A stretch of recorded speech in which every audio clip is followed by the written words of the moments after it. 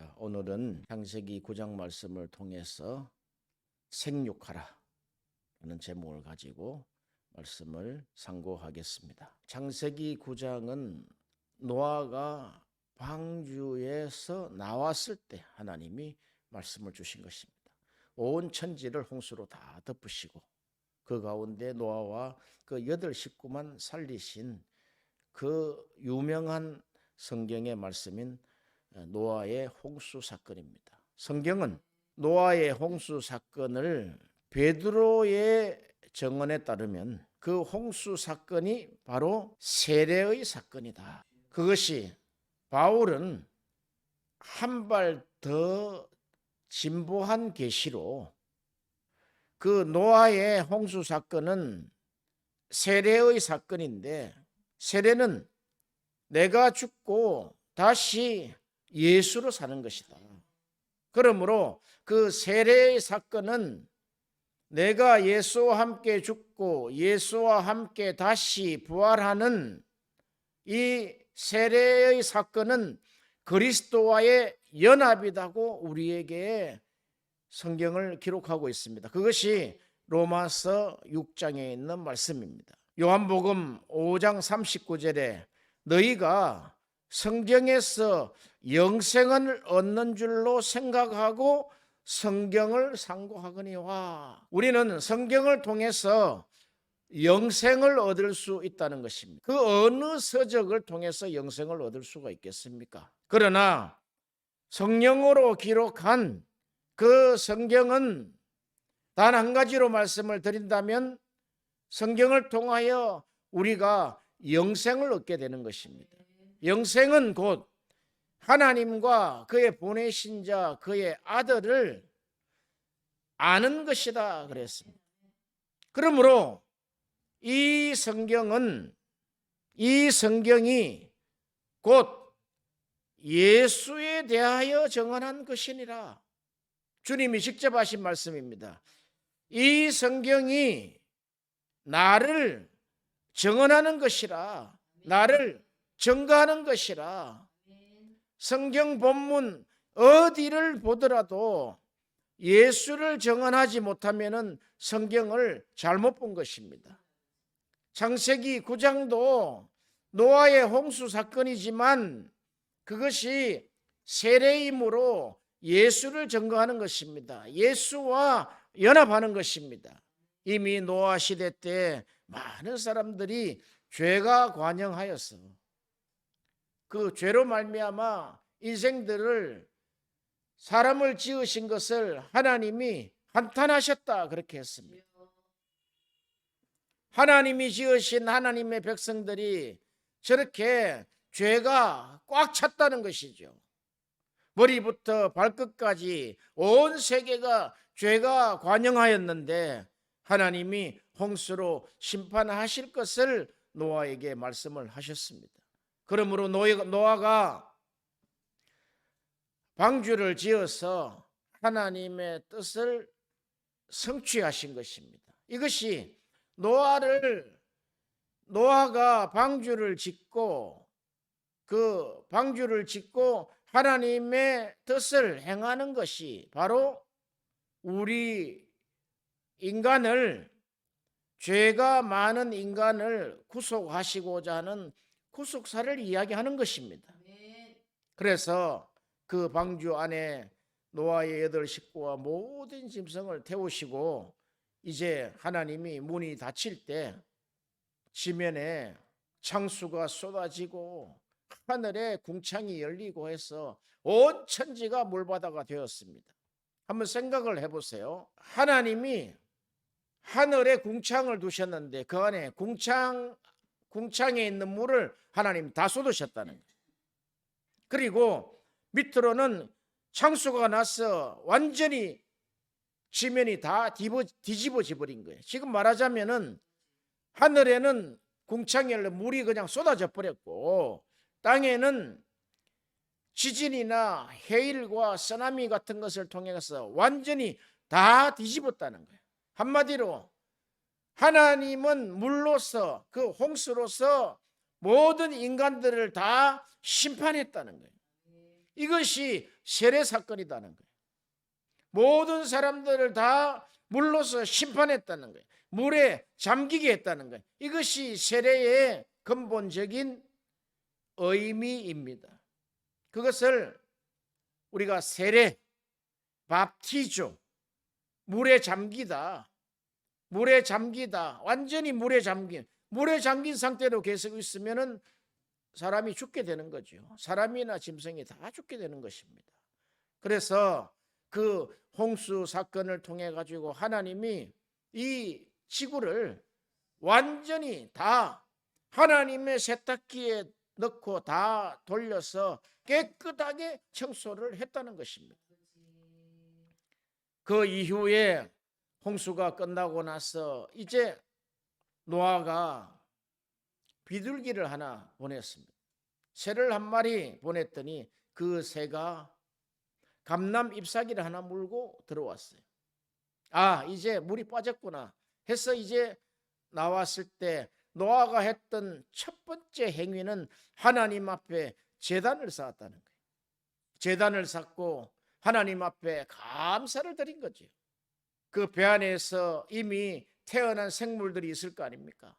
거기에 초태생 첫 열매를 하나님 앞에 바쳐드릴 때 짐승과 새로 드리면서 하나님 앞에 온 천지를 다 뒤집으시고 모든 죄가 관영한 이 세상을 다 마치시고 노아를 통해서 새로운 인류를 하나님이 생산하게 하시려는 하나님의 뜻이 있었다는 것입니다. 모세가 기록했을 때 이 노아의 사건을 잘 알고 있죠. 모세 시대 때도 또 백성들이 하나님을 원망하고 죄가 관영하고 그 하나님의 은혜를 잃어버렸을 때 모세에게 말씀을 합니다. 이 백성들을 다 내가 몰살시켜버리고 너를 위해서 너와 함께 새 인류를 창조하겠다고 하나님이 노아의 때같이 모세에게 말을 했지만 모세는 아닙니다. 하나님의 이 성민인 거룩한 백성들을 오히려 나를 하나님의 생명책에서 지우시더라도 이 백성들을 구원하여 주시옵소서. 만약에 이 백성들을 멸하시면은 다른 이방 백성들이 보고 너희 하나님이 그런 하나님이냐라고 이야기할 것입니다. 하나님, 이 백성들을 구원하여 주옵소서. 그와 같이 하나님의 심중은 이 죄가 관영할 때 썰어버리려고 하는 하나님의 거룩함이 있다는 거예요. 그러나 하나님이 노아를 통해서 새 인류를 창조했지만 또 인생들은 죄를 짓기 시작합니다. 그것이 인간입니다. 그래서 하나님은 그 노아를 통해서 그 하나님 앞에 제사를 드린 그 노아를 통해서 노아에게 첫 번째 하신 말씀이 생육하라, 팔아 이랬어요. 생육하라. 이 말씀은 아담에게 인류를 창조하시고 첫 인류인 첫 사람인 아담에게 주셨던 말씀하고 똑같은 말씀이라는 거예요.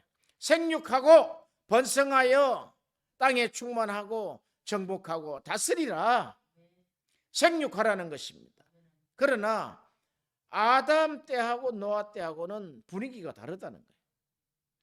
아담 때는 천지 만물을 하나님이 창조하시고 죄가 없는 상태에서 하나님이 아담을 축복하신 거예요. 하나님의 일성이라는 거예요.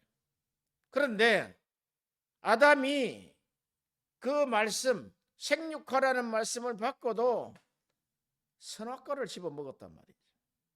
선악과를 딱 따서 하와가 아담에게 딱 먹여주니까 선악과를 딱 먹었단 말이에요. 왜? 먹으면 정령 죽으리라 하나님 말씀이 있단 말이에요. 그래서 죄로 말미암아 모든 것을 다 잃어버렸습니다. 죄로 말미암아 우리 인생들이 모든 것을 다 잃어버렸다는 거예요. 짐승처럼 살아야 된다는 것이죠. 그 이후에 아담의 자손들을 보세요.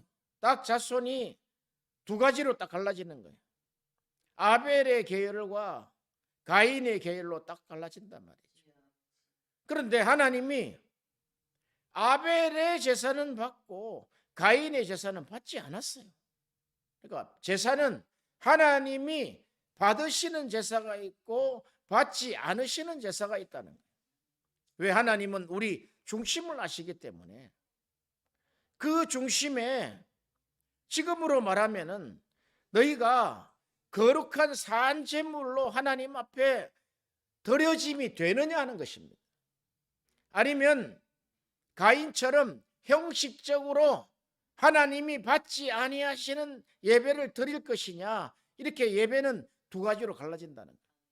그러나 하나님이 원하시는 산제물로 드려진 그 아벨의 제사를 받으시고 연락을 하셨지만 가인이 드리는 제사는 안 받았다는 거예요.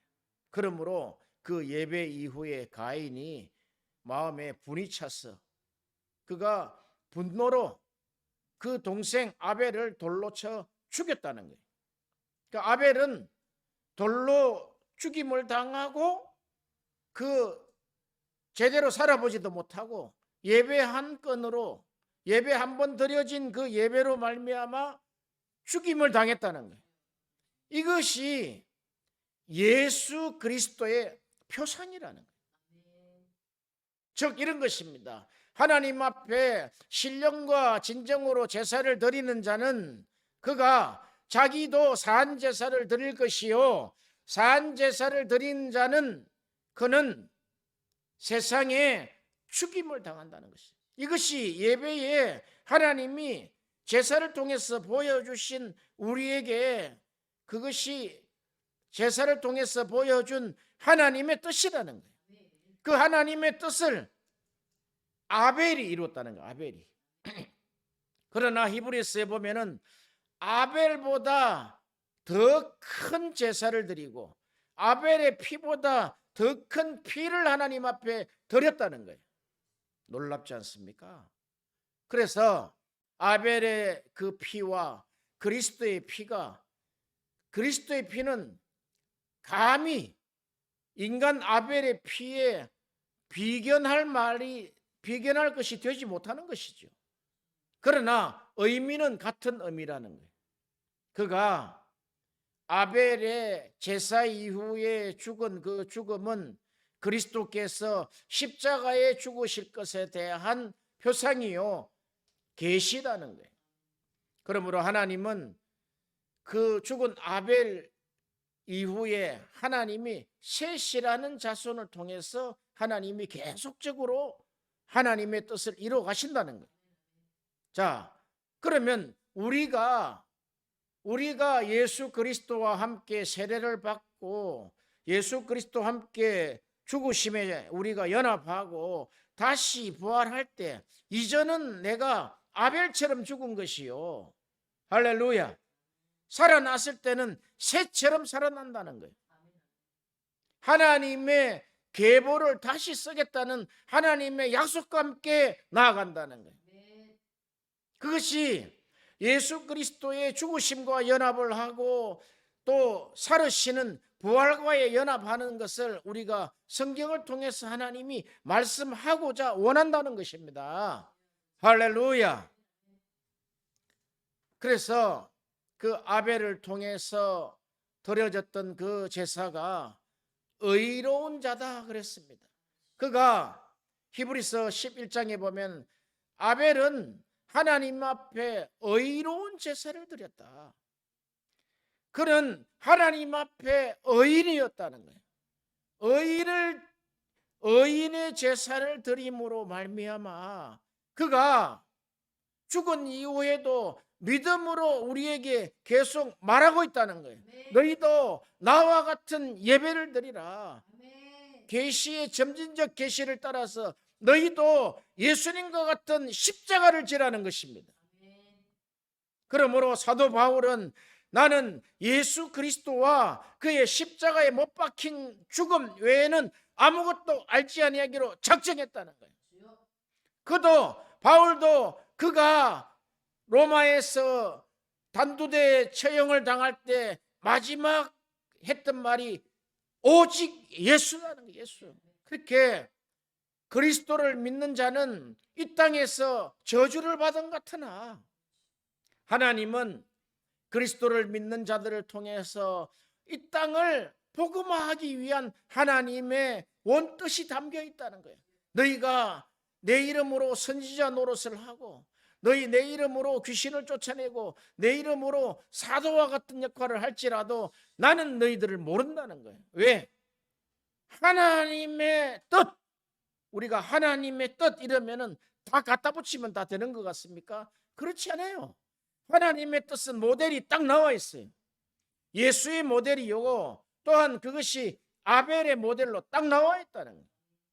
그러므로 하나님 앞에 신령과 진정으로 예배를 드리는 자는 그가 산제물로 드려져야 된다는 거예요.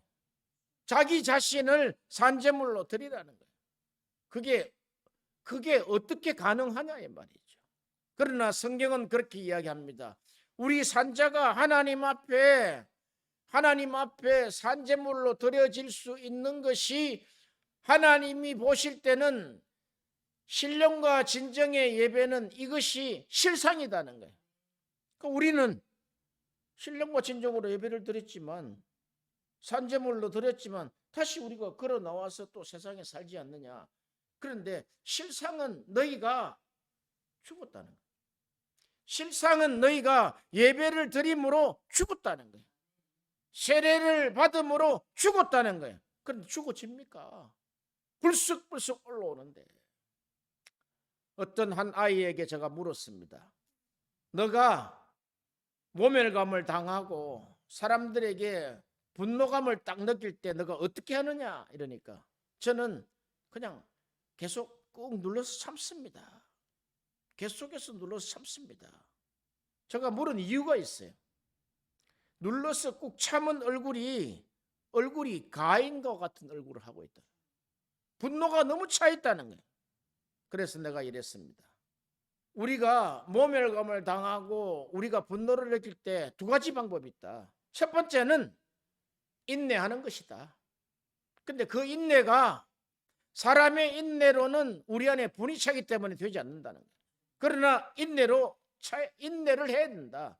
두 번째, 그 사실대로 우리가 말하는 것이다. 표출해라는 것이죠. 참는 게 능사가 아니다는 것이죠. 내가 이렇게 해서 내가 너무나 화가 납니다. 그런데 그것을 할 때는 지혜롭게 해야 된다는 거예요. 그리고 이 인내와 표출이 나중에 성경 말씀을 통해서 하나님의 말씀의 점진적인 계시를 통해서 내가 십자가에서 죽으신 주님의 그 고난에 연합하면 그 인내가 너에게 완성될 것이다. 어떻게 받아들여졌는지는 제가 잘 모르겠어요. 그러나 인내는 우리가 모멸감을 느끼고 우리가 상대편으로부터 저주를 받을 때, 지적을 받을 때 인내 가지고 안 된다는 거예요. 그런데 대부분 그리스도인들은 인내한다는 거예요. 인내를 하는데 자기가 이길 수 없는 자는 인내를 하는데 이길 수 없는 자는 다시 더 큰 복수로 분노를 표출한다는 거예요. 문제는 상황에 따라서 달리 표출을 한다는 거예요. 그 인내는 연단은 환난은 예수 그리스도와 연합하는 소망을 이룬단 말이죠. 그래서 예수 그리스도와 연합하는 것을 우리가 배워야 된다는 거예요. 어떤 그런 분노가 날 때, 오 주여 그리스도의 고난에 참여하게 해 주옵소서. 나를 위해서 십자가에 죽으신 그 죽음에 연합되게 하여 주옵소서 했을 때, 연합이 됐을 때 그것이 완성된다는 거예요. 그럼 역으로 저분은 해결되지 않는 저 분노의 표출을 저렇게 할 수밖에 없는 사람이구나. 오히려 우리가 그들을 위로하고 그들에게 복음을 전할 수 있는 좋은 기회가 된다는 거예요. 분노를 하고 매질을 하는데도 오 주여 예수여 저들을 용서하여 주옵소서 했을 때 그 십자가 아래에 있던 자들이 변화받지 않겠어요? 십자가에서 죽으실 때 아버지여 저들의 하는 것을 알지 못합니다. 저들을 용서하여 주옵소서. 우리가 거기서 다 깨지는 거 아닙니까? 우리도 마찬가지다는 거. 우리도. 그러나 그것은 시간적인 신앙의 시간적인 어떤 10년, 20년, 30년에 해결해 주는 것이 아니고 성경을 많이 읽었다고 해결해 주는 것이 아니고 성경 공부를 성경 전권을 다 공부했다고 해결해 주는 것이 아니라 십자가에서 주님의 고난과 주님의 죽으심에 연합된 순간 해결된다는 것입니다. 할렐루야. 요즘은 제가 사람 보는 관점이 이렇습니다. 저분은 예수를 믿는데 저분은 지금 저런 설교를 하는데 저분은 어떤 그리스도 어떤 복음을 우리가 그러잖아요. 예수님의 복음을 우리가 7대 복음이다 그러죠. 첫 번째 고난의 복음, 죽으심의 십자가의 죽으심의 복음, 부활의 복음, 성천의 복음, 재림의 복음, 천년왕국의 복음, 그리고 새 예루살렘에 연합하는 복음, 이렇게 7대 복음이 있는데 저분은 어떤 부분의 복음을 만났을까? 저분은 복음을 만나고 연합한 상황에서 말씀을 전할까? 연합한 상태에서 저가 생활을 하고 있을까? 저가 복음과 연합한 상태에서 사업을 하고 있을까? 그것이 어떤 부분일까? 그것에 빗나간다면 그분을 위해서 기도해야 됩니다. 성경을 아무리 많이 읽어도 성경을 아무리 연구를 많이 해도 성경 전권을 주석했다 할지라도 대단한 일이죠. 평생에 걸쳐서 성경을 주석하고 성경을 기록하고 성경을 100독을 하고 500독을 하고 했을지라도 예수 그리스도와 고난과 죽으심에 연합하지 않는다면 연합이 되지 않는다면 그것이 다 헛것이 되어버립니다. 왜냐하면 그 세례는 죽으심과 부활하심의 연합이라고 성경은 우리 그리스도인의 삶의 사역의 선교의 목회의 실상을 말해주고 있기 때문에 그렇습니다. 그렇지 않습니까? 왜 우리가 설교를 듣는데 설교를 판단을 해야 되며 또 그리스도인이 사역을 하는데 우리가 판단을 해야 됩니까? 있는 그대로. 만약에 주님이 주님의 잣대로 인간으로 오신 주님의 잣대로 주님의 가지고 있는 그 신앙의 최고의 잣대로 우리에게 제시했다면 한 사람도 살아남을 일이 없어요. 그래서 이 복음의 첫 단추, 기초는 이 땅을 지으신 하늘에서 계실 때는 하나님이셨는데 이 땅에 오실 때는 인간의 몸으로 오셨다. 이것이 복음의 첫걸음이라는 거예요. 왜냐하면 우리가 요한 1서에 사도 요한은 이렇게 이야기합니다. 예수 그리스도의 그 육체로 오신 것을 부인하는 자는 뭐라 그랬습니까? 적그리스도다 그랬단 말이에요. 요한이 계속해서 말하고 싶은 게 뭐냐 하면은 그는 태초에 이 우주 만물을 지으신 그 하나님이 하늘에 계실 때는 천지 창조를 하실 때는 그가 하나님이셨는데 육체로 이 땅에 오셨다는 거예요. 육체로 오셨기 때문에 육체로 오신 그리스도 예수를 부인하는 자는 적 그리스도라는 거예요.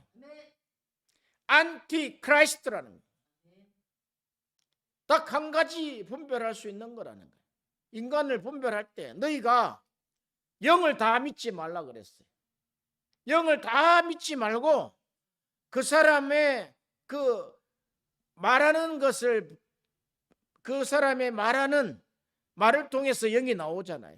그 말에 예수 그리스도가 하나님이셨는데 이 땅에 오실 때는 사람으로 오셨다는 거예요. 육체로 오셨다는 거예요. 육신으로 우리와 똑같은 성정을 가지고 오셨다는 거예요. 그러므로 예수님은 하나님이시요, 완전한 하나님이시요 완전한 인간이라는 거예요. 이게 실상이라는 거예요. 그런데 보통 그러죠. 어떻게 하나님이 인간으로 오실 수가 있습니까? 그것도 어떻게 마리아 뱃속에 인간으로 하나님이 마리아 뱃속에 어떻게 들어올 수가 있습니까? 성경은 그렇게 이야기해요. 성령으로 잉태되었다 그렇게 합니다. 하나님이 한 씨를 예비하셨다는 거예요. 어떻게 예수가 하나님이십니까? 그 적그리스도예요. 근데 이 땅을 지으신 하나님이 육신의 몸으로 육체로 이 땅에 오셨다.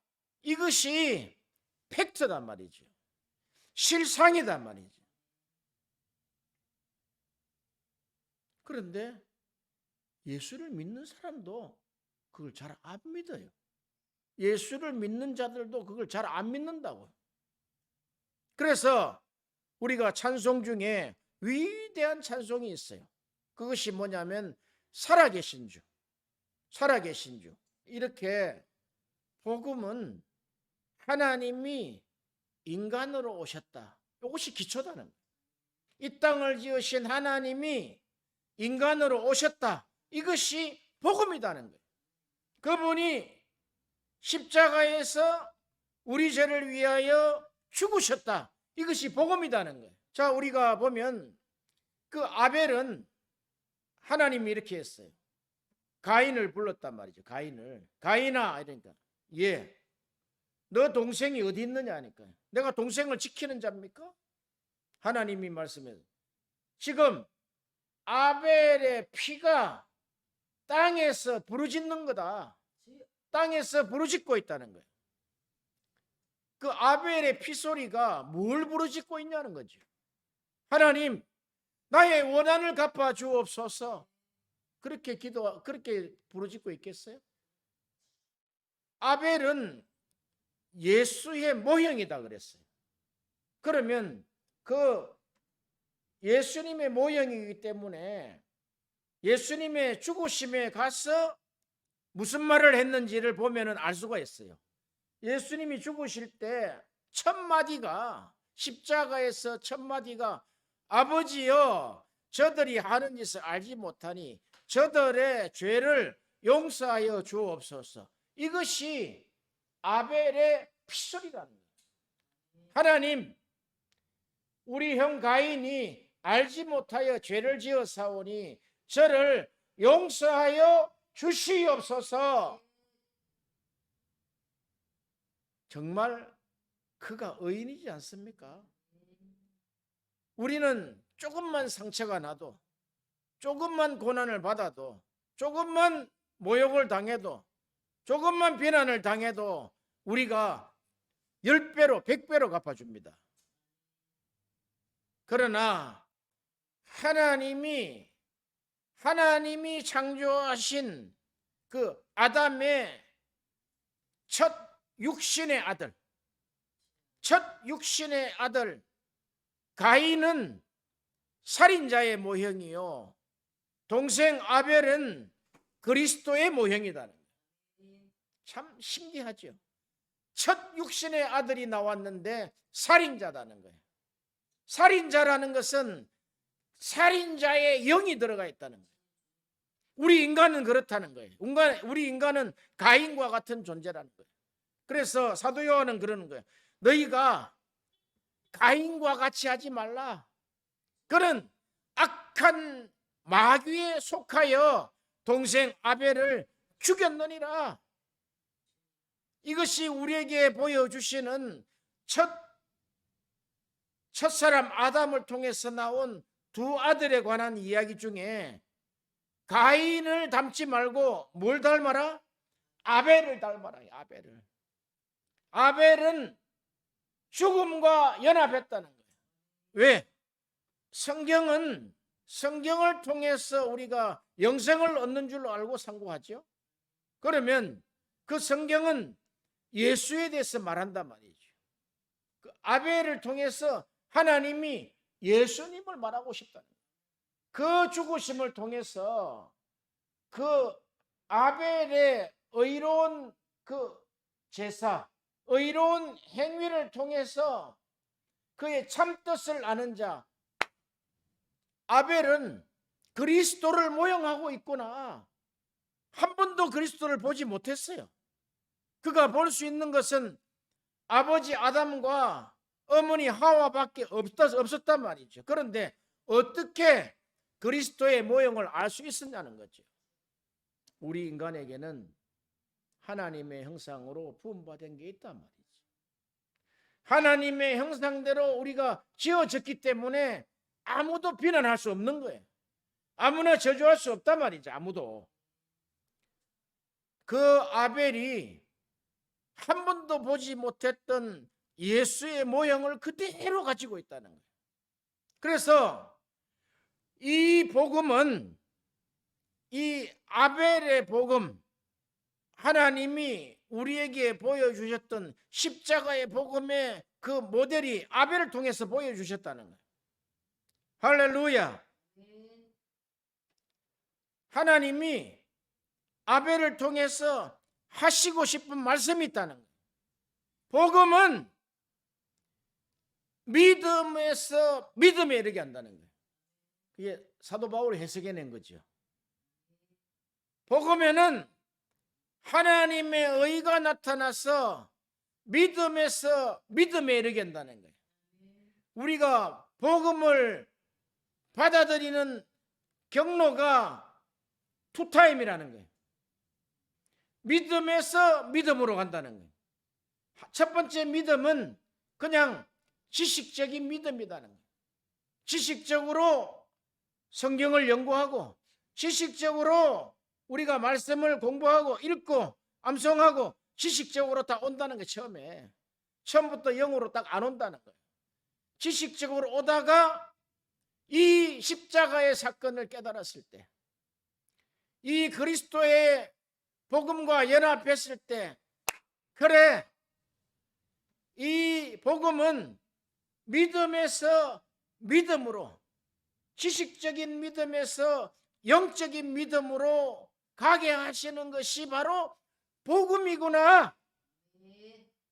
자, 믿음을 한번 보세요. 믿음은 바라는 것들의 실상이다. 실상. 우리가 바라는 것들의 실상이다는, 믿음으로 복음을 만날 수 있다는 거예요. 복음은 믿음으로 된 것이라는 거예요. 복음에는 하나님의 의가 나타나서 믿음에서 믿음으로 이른다는 거예요. 오직 의인은 믿음으로 말미암아 살리라 함과 같으니라. 지금 로마서 1장 17절에 믿음이라는 단어가 3번 나온단 말이죠. 믿음에서, 지식적인 믿음에서 영적인 믿음으로 이렇게 이르게 한다는 거예요. 복음이. 그러므로 믿음으로 보지 않으면은 복음이 복음되지 못한다. 지식으로 보면은 그냥 지식의 복음이다. 우리가 복음을 구호로만 할 수 있어요. 복음 하는데 정말 믿음으로 들어가 있는 복음, 영적인 복음은 능력이 나타난다는 거예요. 할렐루야. 그래서 의인은 믿음으로 산다는 것이, 그 믿음으로 사는 것이 아벨과 같은 모델이라는 거예요. 너가 복음을 위해서 죽을 수 있느냐는 거죠. 복음을 위해서 죽을 수 있느냐. 그것이 믿음에서 믿음에 이르게 하나니 오직 의인은 믿음으로 말미암아 살리라. 삶에는 죽음과 같이 포함되어 있잖아요. 그래서 우리가 믿음으로 하지 아니하면은 복음을 깨달을 수가 없고, 복음으로 하지 않으면은 우리에게 믿음이 들어올 수가 없어요. 예수 그리스도의 그 믿음은 믿음에서 믿음에 이르게 한다는 거예요. 할렐루야. 그래서 이 복음에는, 우리가 십자가의 복음에는 양면 동전과 같다 그랬어요. 동전의 양면과 같다 그랬어요. 첫 번째 동전의 면에 있는 것은 그 십자가에서 모든 것을 다 지불하셨다. 모든 것을 다 갚았다는 거예요. 다 이루셨다.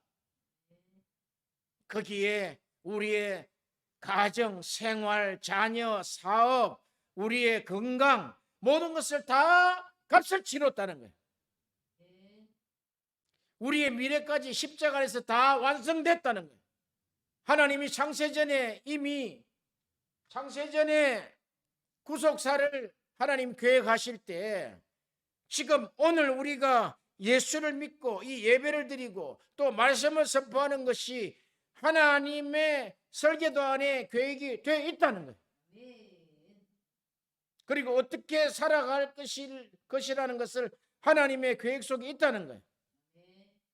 가룟 유다는 예수를 믿은 제자 중에 한 사람이지만 그가 자살로 인생을 끝내고 지옥 들어갈 것을 하나님이 계획해 놓으셨다는 거예요. 그게 하나님의 섭리다는 거예요.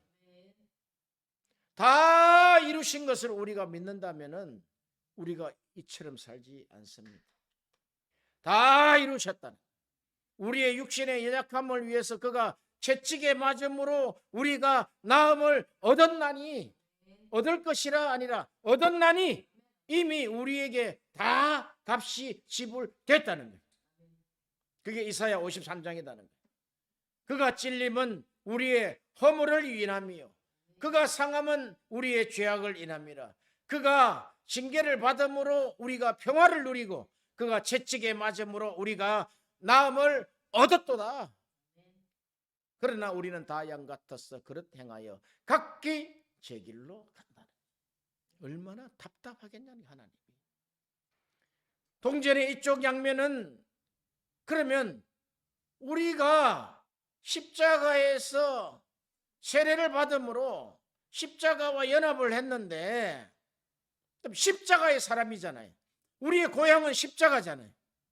조영기 목사님이 그런 말씀하시더라고.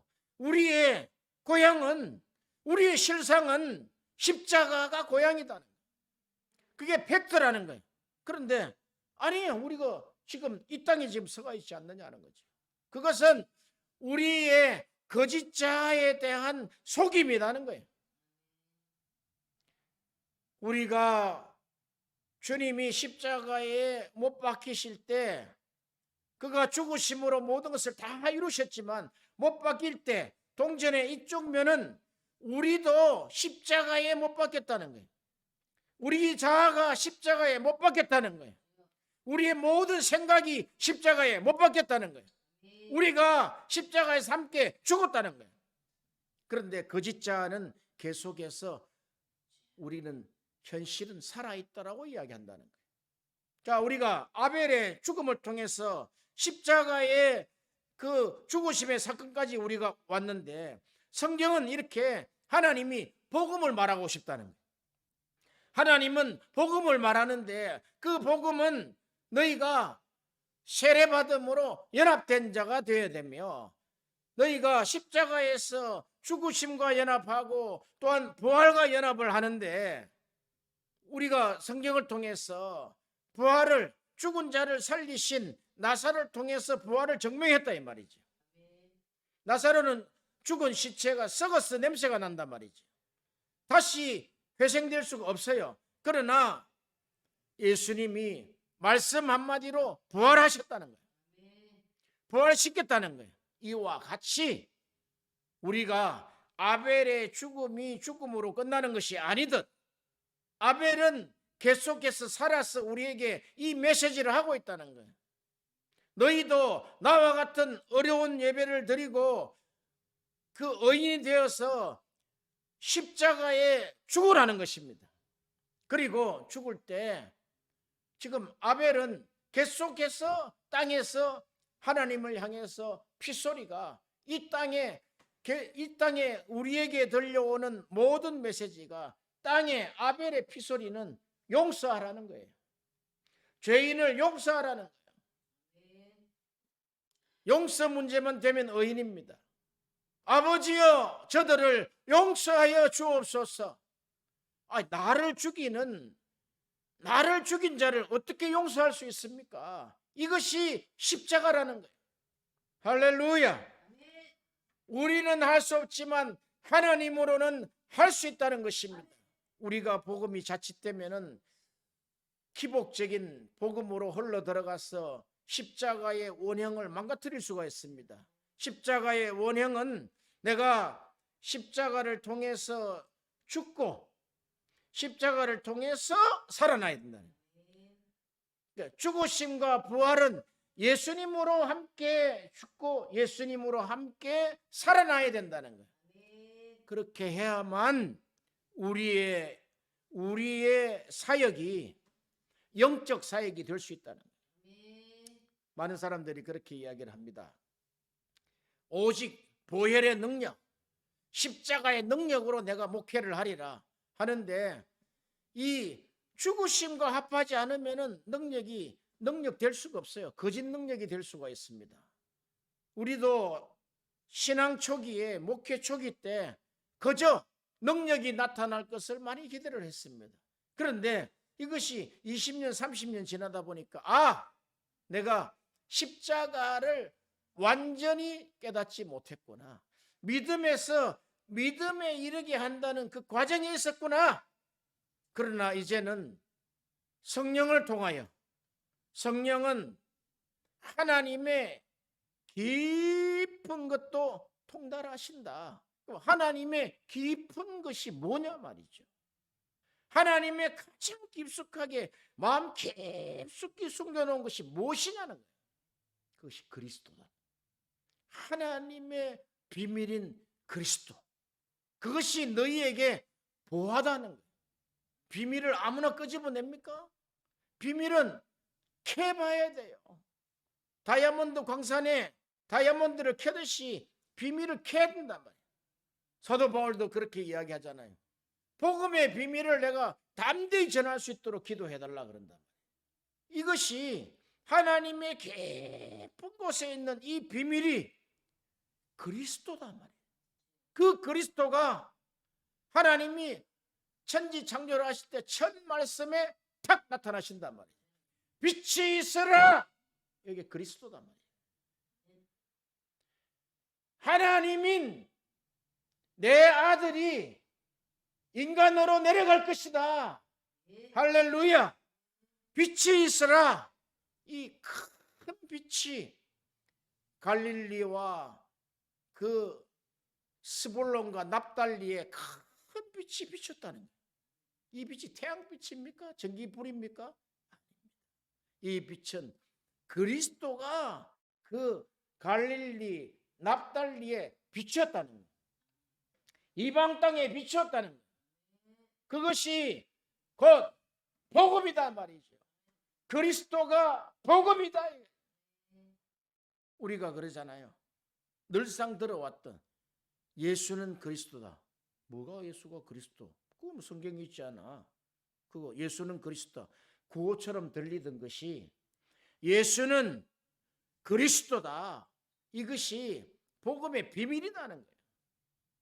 하나님의 깊은 것도 통달아낼 수 있는 이 성령은 우리에게 하시고자 하는 말씀은 너가 그리스도를 전파해라는 거예요.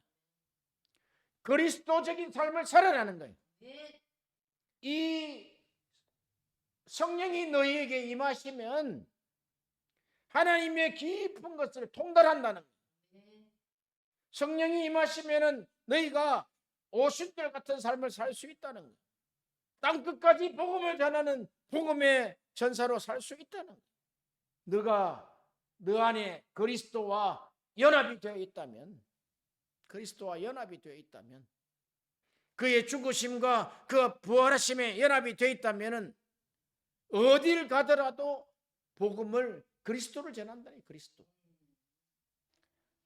자, 우리가 이제 중동 지역이나 아프리카 쪽은 무슬림이 많습니다. 무슬림들이 많기 때문에 무슬림도 다 알라 신을 믿어요. 말하자면 대문자 가시다 말이에요. 하나님이다 말이죠. 무슬림의 하나님, 아니 우리는 그리스도를 전파한다는 거예요. 우리는 그리스도를 전파한다. 이분이 참 하나님이요 참 인간이시다 말이죠. 할렐루야. 우리가 요한일서 5장 마지막 절을 한번 읽고 마치겠습니다. 요한일서 5장 20절 19절부터 봅시다. 19절, 20, 21절 봅시다. 19절. 또 아는 것은 우리는 하나님께 속하고 온 세상은 악한 자 안에 처한 것이며, 또 아는 것은 하나님의 아들이 이르러 우리에게 지각을 주사 우리로 참된 자를 알게 하신 것과, 또한 우리가 참된 자 곧 그의 아들 예수 그리스도 안에 있는 것이라. 그는 참 하나님이시요 영생이시라. 자녀들아, 너희 자신을 지켜 우상에서 멀리하라. 이 참 하나님 예수 그리스도 외에는 모든 것이 우상이라는 거예요. 할렐루야.